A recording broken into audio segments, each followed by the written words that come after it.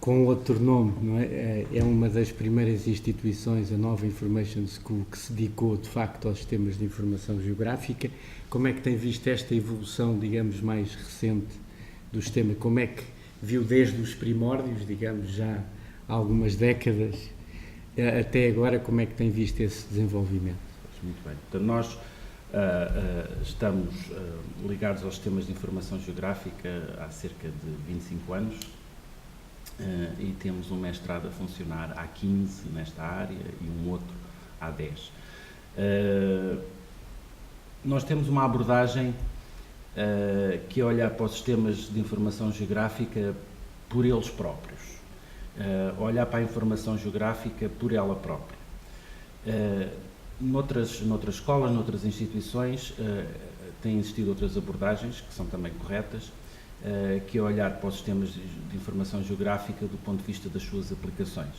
Portanto, os sistemas de informação geográfica, neste caso, para o mar, para o ordenamento do território, para a floresta, para a agricultura, etc.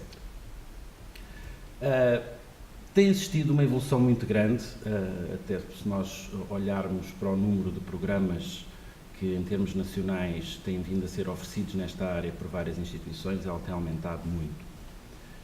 Mantém-se, no entanto, um problema que já existia há 25 anos, quando nós começámos, que é o de existir disponibilidade de informação suficiente para as aplicações poderem, de facto, correr e nós tirarmos proveito desta enorme capacidade dos sistemas para nos ajudar a tomar decisões sobre vários aspectos do território. Têm existido muitas iniciativas no âmbito de disponibilizar informação, mas não têm tido o sucesso desejado, isto é, continua a ser bastante difícil para os utilizadores, quer os do mar, quer outros, em conseguir desenvolver as suas aplicações de forma aprofundada, por não inexistência, porque a informação, muita da informação existe, mas por ser difícil aceder a ela. Outro aspecto que me parece relevante foi o aparecimento dos sistemas open source, que na realidade vieram facilitar, em alguns casos, obviamente que isto há vantagens e desvantagens de todos os lados, mas permitiram que algumas comunidades pudessem começar a usar este tipo de tecnologia de forma mais independente. Mas esses também sofrem do mesmo problema, não é? Porque sem dados não interessa se é open source, se é comercial, não se consegue fazer muito. E penso que aí era onde as pessoas que podem tomar decisões nesta área deviam investir mais, é nos dados. Do ponto de vista tecnológico, houve muita evolução nestes anos, conseguimos hoje fazer coisas maravilhosas com os sistemas de informação geográfica que não fazíamos há 20 anos, mas de facto, sem ter a informação de base, todas estas ferramentas analíticas que hoje estão disponíveis, não as podemos utilizar na sua totalidade. Bom, se a informação de base que nós precisamos, temos aqui, digamos, duas pessoas ideais que geram muita dessa informação, por isso se calhar podíamos ver primeiro aqui a perspectiva do Dr. Nuno Lourenço do IPMA, como é que vê esta gestão dos dados, quer no que concerne à aquisição, sei também, não é, que o IPMA até adquiriu um novo navio, por isso há aqui desafios também interessantes da perspectiva da aquisição até à fase final, que é da divulgação. Então é assim, toda a gente sabe que num SIG, montagem de um SIG, a parte mais cara e a parte mais estruturante, como dizia o meu colega, é os dados. 90% de um custo são a aquisição e a organização, a uniformização, a sistematização dos dados. Só para se é 90% ou mais. 90% ou mais, sim. Este problema, por exemplo, que se põe ali do open source é assim tão relevante como à vez se põe ou não? É porque... Qual é que é essa... Porque há um custo associado à manutenção do sistema e das bases de dados e dos servidores e todo o hardware de suporte que, em custos de licenças e em função dos pacotes que são sendo adicionados, também tem um custo fixo e elevado anual. Mas é uma fração do custo dos dados que estão carregados no sistema, seguramente. Eu posso dizer o que é que encontrei no IPMA e para onde é que nós queremos ir. Portanto, eu encontrei no IPMA algumas bases de dados, não um sistema de gestão de dados integrado. É muito complicado arranjar financiamento para dados, porque é um trabalho técnico e, portanto, não há pacotes de financiamento para trabalhos técnicos, para a tal standardização, uniformização, digitalização, muitos dados estão em papel. Acho que também é uma questão de mentalidade, há um quadro, e isso é válido nas universidades e é válido nos laboratórios, que é usa e encosta. Ou seja, dados gerados por projetos de investigação normalmente são usados para potenciar publicações ou conhecimento e depois vão para a gaveta do investigador e não há tomada de consciência que aquilo foi adquirido com dinheiros públicos europeus ou nacionais, que tem um custo e que pode ser rentabilizado nos anos vindouros se estiver integrado coerentemente numa base de dados. Mudar essa cultura demora muito tempo e não se vai lá só com regras do estilo ao fim de 2 anos os dados têm que estar abertos, porque os dados têm que estar abertos, mas têm que estar armazenados em qualquer coisa que exista. E parte dos problemas que existem é que até há investigadores que estão disponíveis para aceder os dados de forma livre e espontânea, mas onde é que se põem os dados? Como é que se organizam os dados? Tudo isso implica recursos humanos dedicados e implica bases de dados estruturadas e um SIG como guarda-chuva em cima, portanto, como sistema overarching em cima desta base de dados. No mar há um acréscimo de dificuldade, porque os dados são muito caros mesmo. Portanto, adquirir dados no mar é muito caro. Vai sendo cada vez mais caro à medida que vamos para a profundidade. Quando estamos em sistemas de observação da Terra é mais barato, quando vamos para o mar e estamos na coluna d'água é mais caro, e quando vamos para o fundo do mar é ainda mais caro.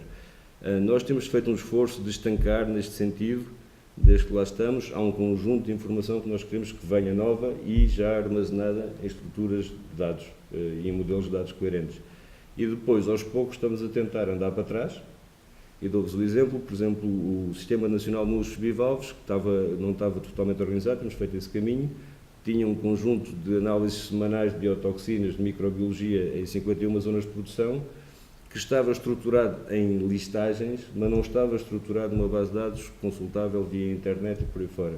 Se forem ao site do IPMA agora, temos todo o histórico das zonas de produção, as análises semanais, quer dizer, nem sempre com periodicidade semanal, mas periodicidade mensal do ponto de vista de partilha de informação, e esse é o caminho que nós vamos fazer. Aos poucos e poucos vamos andar neste sentido, sendo que não se faz tudo num dia, nem num ano, nem em 5, mas pelo menos há essa preocupação. Também gostava de dizer uma coisa que acho que é muito relevante, sobretudo em entidades públicas. As entidades públicas, em regra, não têm capacidade financeira para gerar e armazenar dados. Portanto, alguém tem que pagar os dados. Ou o Estado, enquanto tutela dessas entidades públicas, ou o utilizador final. Eu, na minha ingenuidade, eu sou um firme adepto de dados públicos abertos à comunidade. E, em alguns casos, até às empresas. Mas à comunidade, a esfera pública deve dar dados abertos para a academia, para os investigadores, para os utilizadores, para a administração central, a administração local. Para mim, isso é um ponto assente. Mas o sistema tem que ser sustentável. Também é importante percebermos o que é que a sociedade civil, empresas, entidades querem como utilizadores. Nós podemos gerar o que é chamado raw data e entregar, mas podemos entregar dados mastigados e já cruzados com outros dados que entreguem um produto que é útil para entidades que se calhar não têm a capacidade ou o tempo de fazer esse processamento e esse cruzamento de informação. E deixar passar aqui a bola à minha colega do IH. Pois, eu penso que é uma das instituições, não é? A doutora Sónia Godinho representa aqui o IH, que é uma das instituições que tem mais tradição na aquisição de dados do mar, e gostávamos de ouvir a perspectiva dela sobre este assunto, sobre a geração até à disponibilização de dados. Sim, é um grande problema. A parte da aquisição dos dados é muito dispendiosa, seja através de ter meios navais a fazer a leitura do fundo do mar.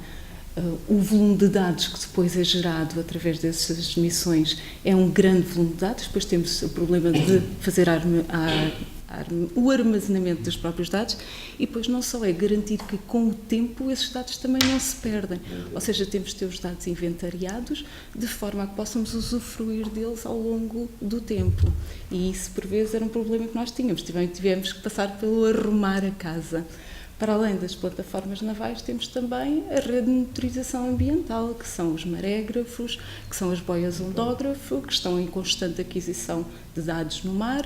Temos os sistemas radar, ou seja, são sistemas que de momento estão a fazer a aquisição de dados permanente. Manter esses sistemas no mar é muito dispendioso, têm baterias, não é? Eles são autónomos, mas têm que ser mantidos. O próprio equipamento é muito dispendioso de ter. O IR, por vezes acontece, são sistemas que não estão sozinhos no mar, não é? Para além de estarem assinalados nas cartas náuticas, mesmo assim existe por vezes um navio que passa e não os vê e lá o leva de arrasto, uma boia ondógrafa, acontece-nos muito. Depois isso implica ter que voltar a fazer o posicionamento da boia no sítio onde era suposto ela estar. Tudo isso é muito dispendioso. Exige um grande número de recursos humanos e um grande número de recursos materiais. Mas nós temos vindo a trabalhar nisso e temos vindo essencialmente a trabalhar em garantir que os nossos equipamentos estão a fazer a aquisição dos dados no mar e já estão a alimentar em tempo quase real as nossas bases de dados. Temos vindo a investir nessa área, de fazer os modelos de dados, de forma a que os dados não se vão perdendo no tempo e assim que chegam ao Instituto são logo armazenados. Temos o método de comunicação entre o equipamento e o Instituto é diverso, dependendo do tipo de equipamento que temos, mas pronto, temos vindo a trabalhar nessa área. Os sistemas de informação geográfica, dentro do Instituto nós temos várias áreas, desde a hidrografia, a geologia marinha, a oceanografia, a química e poluição do meio marinho e a própria navegação. Ou seja, isto é uma grande vantagem, é termos todas estas áreas integradas dentro do Instituto, que não acontece em muitos institutos hidrográficos que existem por aí. Isso permite-nos desenvolver produtos, em termos de sistemas de informação geográfica, que têm uma grande valia. Ou seja, muitos dados que adquirimos estão depois também disponíveis ao público em geral, através do nosso portal institucional, que é um portal de informação ambiental, seja a agitação marítima, ou seja, nós vamos sempre desenvolvendo produtos que de alguma forma podem ajudar a comunidade, seja a previsão de marés, seja a agitação marítima, seja ter dados limites marítimos disponíveis para download gratuito, seja modelos batimétricos que nos têm constantemente vindo a pedir e que nós vamos disponibilizando à medida que vamos tendo várias solicitações e que existe um interesse da comunidade nessa área. Mas, claro, poderíamos disponibilizar muito mais, mas eu penso que, de momento, com o projeto Inspire e com o projeto Cinimar, estamos também a fazer um levantamento interno da informação que realmente podemos que temos e que podemos também disponibilizar e que de momento não estamos a disponibilizar. Depois temos outros portais que servem a parte da Marinha em si, que é o planeamento das missões e o apoio às operações navais, que são portais que têm muita informação, mas que de momento não estão disponíveis à comunidade em geral. Mas pronto, temos vindo sempre a apoiar, temos uma área de cedência de dados que também funciona muito bem, mas pronto, as pessoas estão sempre à espera que esses dados sejam gratuitos, mas era como o Nuno dizia, alguém tem que pagar esses dados, seja o Estado, seja o utilizador final, e por vezes esse preço é mesmo apresentado ao utilizador final, porque o financiamento do próprio Instituto não é suficiente para os trabalhos que realiza. A produção, nós temos obrigações, não é? Produção da cartografia náutica. Mas depois temos umas outras valências que vamos adquirindo ao longo do tempo e que não temos financiamento para as executar. E o financiamento do Instituto tem que passar pela prestação de serviços ou pela parceria com outras entidades ou em projetos internacionais, de forma a conseguirmos financiamento para cumprirmos os objetivos.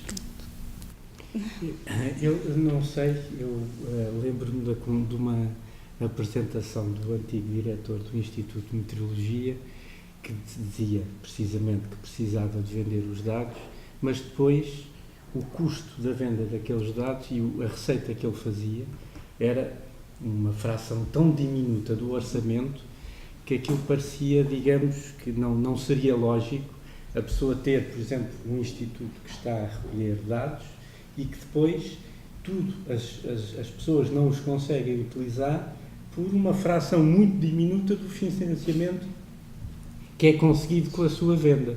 Eu não sei Posso se falar aqui... disso? Sim. Mas também queria dizer qualquer coisa sobre Deixa-me isso. falar sobre Sim. isso. Chegamos ao ponto mais polémico deste debate.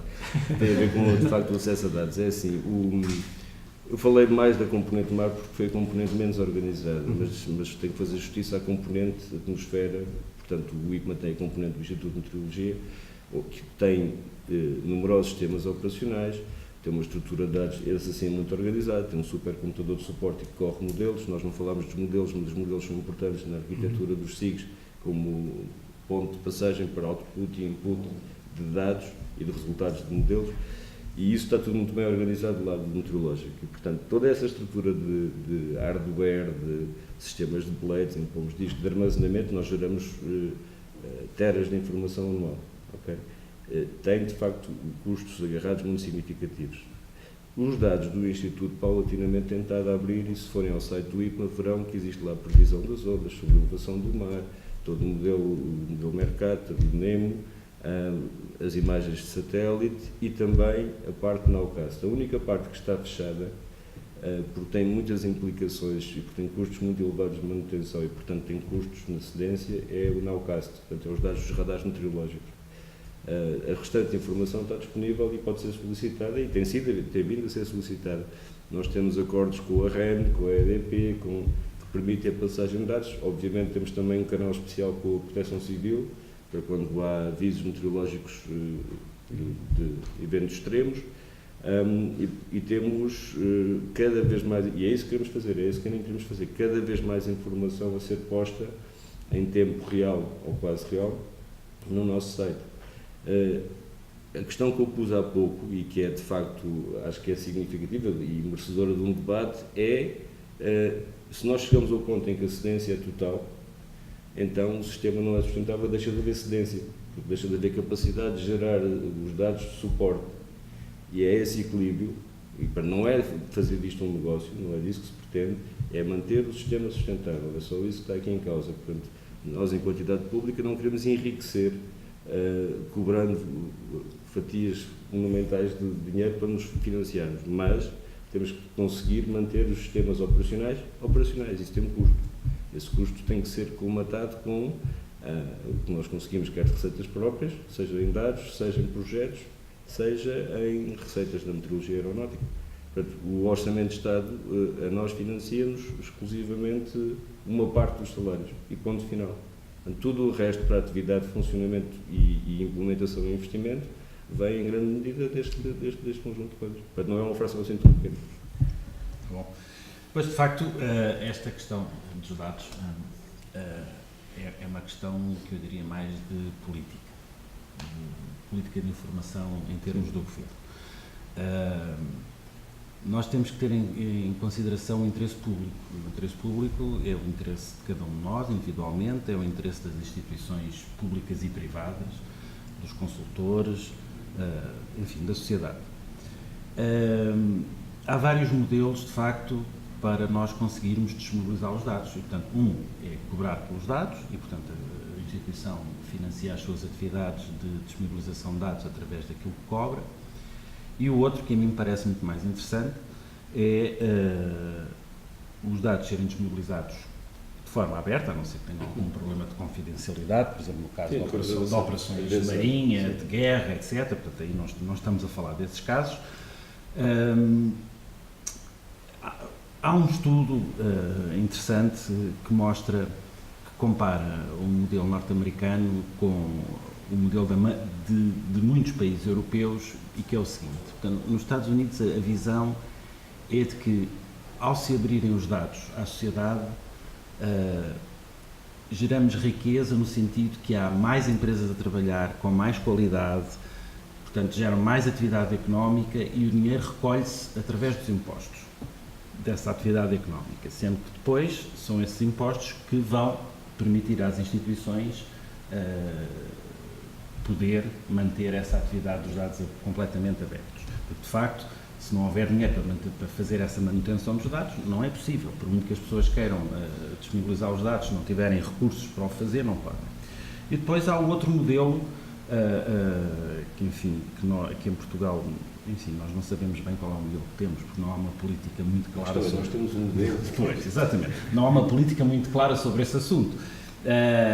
Mas será de que nós podemos, ao vender os dados, portanto, criar receita para poder fazer essa manutenção. Mas aquilo que se passa, eu não vou dizer aqui nomes de instituições, não merece a pena, mas é apenas o exemplo. Por exemplo, eu sei de uma instituição que tem muitos dados com muita relevância para o país e que cobra por ano menos de 50 mil euros em dados. Ora, 50 mil euros paga 2 bolseiros e meio para ter lá a fazer esta manutenção dos dados. Eu acho que isto é ridículo, porque numa instituição que tenha um orçamento de vários milhões, ter uma receita de menos de 50 mil euros com dados não, é ridículo. É ridículo, mas o que é facto é que a instituição, se não tiver esses 50 mil euros, não consegue ter lá os bolseiros para tratar dos dados. E, portanto, isto é um problema que vai um bocadinho mais acima, que é de política, tem que ser em termos governamentais, como é que se trata esta questão dos dados. Qual é o modelo que nós vamos ter em Portugal para disponibilizar dados às pessoas? Outro problema deste modelo de receita é que quando nós começamos a ver os trabalhos que são entregues por consultores na área do planeamento, do ordenamento, nomeadamente, por exemplo, no ordenamento costeiro, etc., aquilo que nós verificamos é que esses trabalhos utilizam informação antiquada, porque a informação que é atualizada é cara. Utilizam informação copiada ilegalmente. E, portanto, nós estamos a perder, ao termos esta política, estamos a perder na qualidade do trabalho que é apresentado ao próprio Estado, por consultores e onde o Estado gasta dinheiro.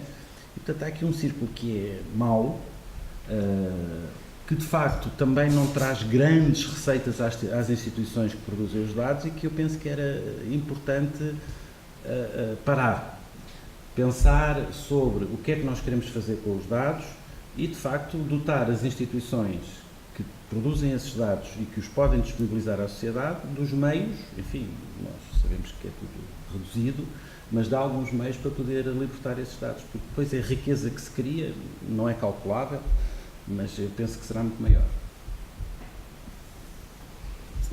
Posso concordar com o colega? Eu também. Objetivamente, acho que nesta mesa todos concordamos com o que é dito, quer dizer, não é pacífica esta perspectiva.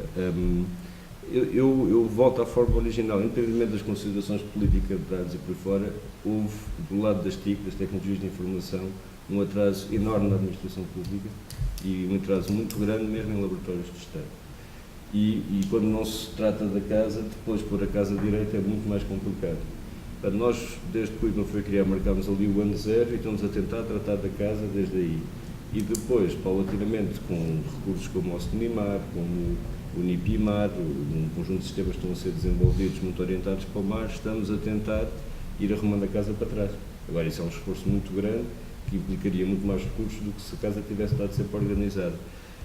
Gostava de fazer uma menção só a um sistema que, apesar de tudo, funciona e que liga diretamente com a antiga DGPA, agora DGRM, que é todos os dados da pesca e de avaliação da pesca e avaliação do lixo marinho, que é feito em piggyback nos cruzeiros do Data Collection Framework, do PNAP, do Programa Nacional de Amostragem Biológica. Esses sim, porque havia de facto uma necessidade operacional de reporte a Bruxelas, foram sempre sendo mantidos numa estrutura de dados coerente e que tem algumas insuficiências, mas pelo menos aí a casa está organizada. Dados de ambiente marinho menos, dados de geologia marinha mais, porque o meu grupo é mais recente e pronto, e agora falta integrar estas componentes. Outra coisa que eu gostava de falar, que não tem tanto a ver com SIGs, mas tem a ver com arquitetura de sistemas, é como é que os dados devem ser concentrados ou devem ser desconcentrados. E aqueles ambientes que se fala, ambiente CIS, é Common Information Sharing Environment, e que basicamente para o utilizador final não interessa onde é que estão os dados, interessa apenas se estão disponíveis ou não, e o SIS se faz o caminho para ir buscar os dados aos diferentes centros de dados nacionais, é uma abordagem muito inteligente porque implica acabar com a história da desconfiança, da concentração de dados universal num ponto. Por isso, cada instituição que gera os dados é que fica com os dados. E depois há uma plataforma... Do lado Inspire existe uma plataforma que tem os metadados todos e que faz de porta giratória para o CISE. Mas estamos a quanto? Estamos quão longe desse objetivo? A nível europeu não estamos muito longe. O problema é a harmonização. Em termos legais estamos lá. Em termos legais estamos lá, temos a moldura não, toda. Mas do ponto de vista prático... Não é? Pensem há também, porque infelizmente, mais uma vez, mesmo a nível europeu, isto é financiado por projetos, há o EMODNet, há o Pernicus, há tantos, há o Eurobus, que depois tem as crescências de poder. Portanto, os próprios sistemas europeus também estão a ser gerados em projetos, não deviam, mas são projetos a lá longo, o EMODNet vai continuar por aí fora. E a arquitetura CISA, no quadro da política marítima integrada, está a ser aplicada em Bruxelas. E, portanto, mais tarde ou mais cedo, a nível europeu, isto vai acontecer. Cá existe regulamentação, existe a Direção-Geral do Território, existe o CNIMAR e existe a aplicação da diretiva Inspire. E, portanto, mais tarde ou mais cedo, nós temos que ir lá parar também, de uma maneira ou de outra, não é? E felizmente... Vamos ver o que é que lá está. Mas... E vamos ver como é que lá chegamos também. Sim. Mas a plataforma agora, por excelência, que está a ser desenvolvida é o CNIMAR. É isso, os dados em termos relativos ao meio marinho, é essa a aposta? É assim, do lado de metadados, sim. Ou seja, pelo menos as diferentes entidades que lidam com o mar dizerem o que é que têm e fornecerem metadados sobre o que é que têm. É um projeto que eu não conheço a fundo, não estou envolvido, mas o IPMA está e o IH, há um conjunto muito significativo de instituições. Do que eu percebo, mas corrijam se eu estiver enganado, é basicamente um quadro onde estão concentrados metadados da informação que existe em todas as instituições, universidades, laboratórios de Estado, laboratórios associados, por aí fora. E, portanto, será um caminho para a tal possibilidade de depois gerir melhor o que é que existe e o acesso a essa informação, isso diria que sim. O Unipimar é uma iniciativa da DGPM. O facto de começar a haver muitos acrónimos e muitas entidades não é por si só uma coisa boa. Isso é válido cá a nível nacional, como é válido a nível europeu. Eu, quando navego por entre todos os acrónimos das 50 mil iniciativas europeias, também me baralho um bocado e significa que, se calhar, há iniciativas a competir que, se calhar, deviam colaborar. Okay? Agora, se calhar o caminho é mesmo assim, quer dizer, parte-se destas iniciativas e depois vai-se concentrando, integrando e chegando a algum lado. Eu acho que seria extremamente desejável em Portugal isso acontecer, não tenho dúvidas nenhuma. Porque todos nós trabalhávamos melhor, a administração funcionava melhor, decidia mais informado e, portanto, este desidrato tem que existir, quer dizer, não tenho nenhuma discussão. Da minha parte, pelo menos. Como é que damos tempo? Não sei, eu gostava só aqui de fazer um ponto da situação relativamente, de facto, para onde é que nós queremos caminhar. Por isso, parece-me que aqui às vezes há uma dualidade que é, nós temos uma grande super instituição e a super organização que trabalha com os dados e é responsável pela manutenção e gestão desses dados, ou temos, digamos, uma aquisição e uma gestão mais descentralizada. Eu dá-me ideia e gostava de ouvir, por exemplo, o comentário, que era... Parece-me que às vezes apostamos muito nestes grandes nomes, nestas grandes estruturas, em detrimento da própria organização. Penso que é isso que o IPMA está a fazer, enquanto as pessoas não estiverem a formação, quer para a utilização, quer para a gestão de dados, que possam, digamos, rentabilizar os dados que estão nos sistemas de informação geográfica, nós criamos, digamos, um conjunto de elementos que acabam por ser pouco sustentados. E em que medida, digamos, essa gestão dos dados não devia começar por cada um, digamos, dos investigadores e só depois, digamos, organizar-se em torno, digamos, de se calhar de um portal ou do CNIMAR, do que for. Sim. O ambiente oceano é muito complexo. É difícil ter uma super entidade que gere tudo. Porque é muito específico, são coisas muito específicas. Os dados têm que ter equipas multidisciplinares para a sua aquisição, para a sua validação e para a sua interpretação. Ou seja, falamos de oceanógrafos, falamos de geólogos, falamos de analistas de sistemas, ou seja, é uma equipa que é difícil concentrar tudo dentro da mesma instituição. O Instituto Hidrográfico já tem várias valências na área do mar e no conhecimento do mar. E por isso é que é uma equipa com bastante diversidade de recursos humanos, de forma a conseguir fazer essa interpretação dos dados e produzir conhecimento com base nos dados que recolhe. Ou seja, o que é que nós tentamos? Nós trabalhamos para os objetivos que temos propostos e que são da nossa competência e depois tentamos, claro, integrar com outras entidades e eu penso que os projetos a nível europeu que têm vindo a surgir, o Inspire e mesmo a nível nacional o CNIMAR, é essencialmente para haver uma harmonização dos dados. Essencialmente para, primeiro, o que é que existe? Quem é que o produz? Quem é que o tem? Porque, por vezes, a comunidade em si não sabe onde solicitar essa informação. E depois falarmos todos a mesma língua. Eu chamo aquele equipamento aquele nome, se calhar outra entidade chama outro nome. Então vamos uniformizar qual é o nome mais correto para. Seguimos, claro, exemplos de normativas europeias e também de outros projetos europeus, EdModNet, CIDATANet, em que somos parceiros também. Portanto, o objetivo é conhecer o que existe, quem é que faz, como é que produz. E agora vamos tentar harmonizar linguagem, modelos de dados. E talvez aqui na harmonização dos modelos de dados é que começam a surgir os problemas. Mas estamos abertos a isso. Há muita consciência, não é? De Sim. quem gera os dados, que eles são muito importantes e investimos pouco no quem utiliza. Porque Certo. no fim o foco devia ser nós queremos utilizadores para estes dados e se não formarmos esses utilizadores, Sim. e nós aqui no Projeto Sofia temos uma experiência extremamente gratificante nesse sentido, as pessoas parece que descobrem um mundo novo porque descobrem um conjunto de dados que enquanto não tiverem essa oportunidade nós estamos a desperdiçar imensa informação. Por isso esta cultura também do utilizador e nós olharmos mais para os utilizadores, penso que será fundamental em todas as instituições. Enquanto as pessoas não sentirem essa necessidade, existem algumas pessoas que vão pregando a importância, mas sem sucesso, porque as outras pessoas acabam por não estar a utilizar. Não sei qual é. Eu gostava de dizer aqui 3 pontos na sequência desta conversa em relação àquilo que nós podemos ter. Há de facto, é importante ter centralizado um serviço de metadados que informa as pessoas sobre aquilo que existe e que as direciona. Agora, de facto, quem tem que ser responsável pelos dados é quem os produz. E, portanto, acho que o modelo do serviço centralizado com todos os dados na mesma instituição, acho que teve os seus dias contados e acabou. Depois há aqui 2 coisas que eu acho que era importante frisar. Uma são os dados versus os serviços. Porque, na realidade, hoje em dia, penso que não se justifica que as instituições estejam a preparar conjuntos de dados, a não ser conjuntos de dados muito simples para informação ao público em geral.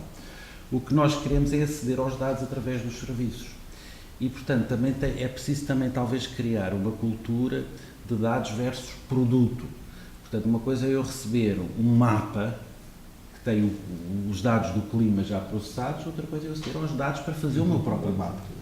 E, portanto, há aqui também estas questões, aquela coisa de descarregar de ficheiros de dados, penso que, enfim, continua a ser interessante, já processados, não é? Aquilo que nós gostaríamos, de facto, é ter acesso a estes serviços orientados por um sistema central de metadados de todas as instituições e que depois cada para o utilizador é indiferente onde é que estão os dados, não é? Como dizia aqui, portanto, eu estou interessado em dados do mar, que estão no hidrográfico, nem sei que estão no hidrográfico, mas vou ler o serviço e descarregar estes dados. Aliás, foi feita uma experiência interessante há 2 anos com o IGEO, que possibilitou pela primeira vez ter serviços e dados ao mesmo tempo. Infelizmente não está a andar tão depressa como seria desejável, mas penso que foi uma experiência muito interessante nessa área. E é para aí que devemos ir. Parece que é relativamente consensual que a disponibilização dos dados, digamos, é um assunto fundamental na gestão dos dados. E Parece organização. que a organização, muitas vezes até a disponibilização obriga a organização, não é? E o que vemos é que quando temos uma estrutura de dados que está, de facto, que é fácil os utilizadores acederem, pressupõe logo essa organização. Há aqui uma importância, de facto, também nesta interface de visualização importante nesse sentido, não é? O obrigarmos, porque até a instituição percebe que é face visível dos seus dados, não é? Para esta disponibilização não basta, e como aqui foi dito, não é, que as instituições o queiram, é preciso que todas as pessoas que também trabalham nestas áreas o queiram e tenham, digamos, isso como às vezes muito como uma filosofia. Eu, para dar só aqui o exemplo da universidade, quando a pessoa se queixa sempre da falta de dados, não é? A universidade tem a liberdade de disponibilizar os dados e muitas vezes não o faz, e é aí que as pessoas e os próprios investigadores, não é, se apercebem que aquilo não é só pedir dados, mas o pedir dados é também um investimento que no fim estamos, digamos, a obrigar as instituições a fazer, não é?